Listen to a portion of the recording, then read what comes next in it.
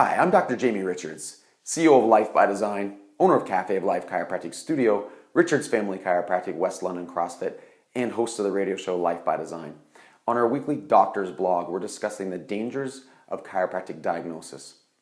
Let's revisit the second paradigm and the third paradigm that our mentor Reggie Gold shared with us.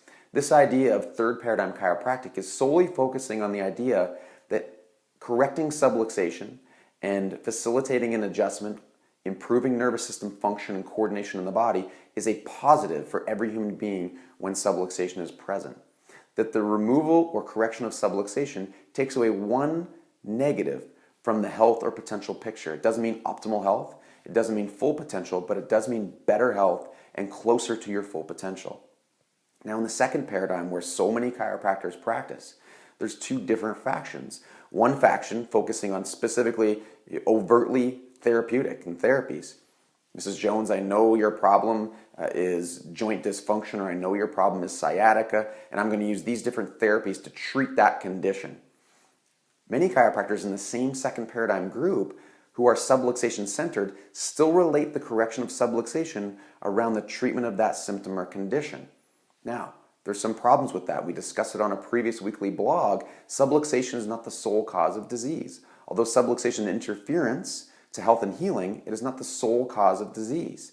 The problem is this: if you're claiming to treat someone's symptoms or conditions, whether it be through the correction of vertebral subluxation or through other therapies, one, your objective is therapeutic. Two, in order to do that, you need to diagnose. You need to understand what the reason or rationale is. If you're going to make that analysis or that diagnosis that their problem is caused by subluxation, then you're going to need to rule out and differentially diagnose other potential causes of that.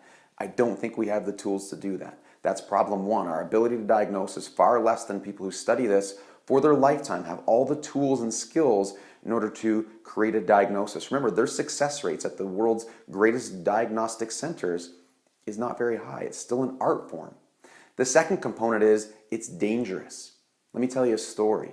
Joyce comes into my office after 6 months of chiropractic care in another office, and the chiropractor telling her, I know the cause of your problem. I know the cause of your problem. One more adjustment, one more adjustment, one more therapy, one more therapy. 6 months later, she finds her way into my office.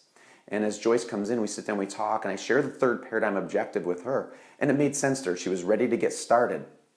And she was clear that I wasn't treating her symptom or condition, although people who have symptoms or conditions should still be checked for vertebral subluxation. Make that very, very clear. Just because you have a symptom or condition and you practice in a third paradigm doesn't mean you don't take care of people with symptoms or conditions. It means you communicate to them that their ability to heal and be healthy will be improved. But if their symptom or condition concerns them, if it continues on or persists, and they want to seek out more information, they should by all means seek out medical care. Why? We may not agree with everything that a medical doctor does, but it's important to understand that that's not our job to make that call. We have to allow people and empower people to follow through in whatever actions they see necessary. We don't need to put ourselves on a pedestal and replace their medical doctor only to be knocked off when we have the wrong answer. We need to focus on our third paradigm. So in Joyce's instance, she went to see her medical doctor, and it turned out she had cancer. And 6 months later, she died. And why does that not make me angry, but make me want to really share this conversation with the profession and make sure we're all very clear on this? It's not my decision to make that call for Joyce. It's her decision. And telling her that we were treating her condition over and over and over again may have withheld medical care that could have, in some instances, saved her life. That's not our decision. We need to focus on the third paradigm. We need to focus on our objective. We need to educate the community and become thought leaders in the above, down, inside out philosophy. Until next time, remember, you have to live it to lead it.